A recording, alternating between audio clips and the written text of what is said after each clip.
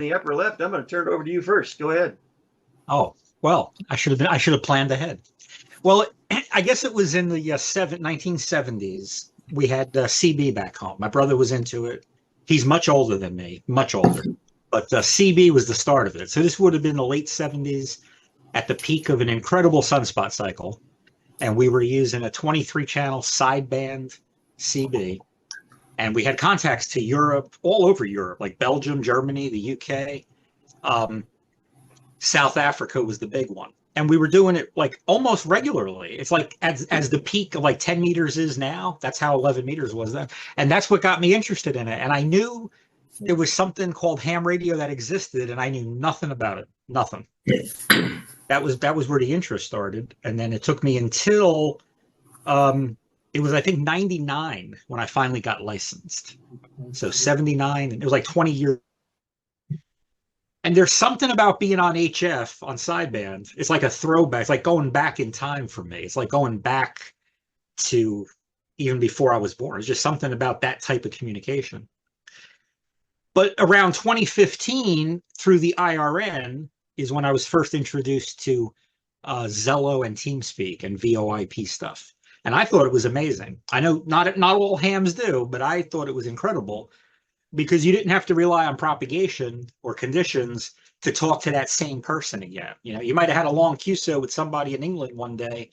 Doesn't mean tomorrow you can pick up get on the HF radio and talk to that same person again. So the VoIP stuff I thought was amazing.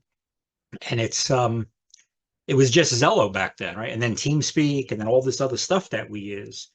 But this Linkpoon app, I am fascinated. I'm blown away with it. I mean, it meets all the stuff that I've always wanted to do on Zello. I had a plan one time to create 50 or 100 Zello channels, all with virtual frequencies. We only have 3 of them left now. I think we had 6 or 7 at one time, but that's how the ZMR group got started. And those channel names were virtual frequencies, right? They all start with 851 something. And I'd never heard the term virtual frequencies prior to that. It may have existed, but I never heard it. And then Linkpoon used it. And when I saw that, I said, well, I got to look into this virtual frequency thing. You don't have to create rooms or talk groups or any of that. And I love the thing. I can't say enough good stuff about it for real, about what Talkpod did. I know at the beginning, there was a lot of improvements made. They've made the right improvements, and there's more improvements coming, I assure you.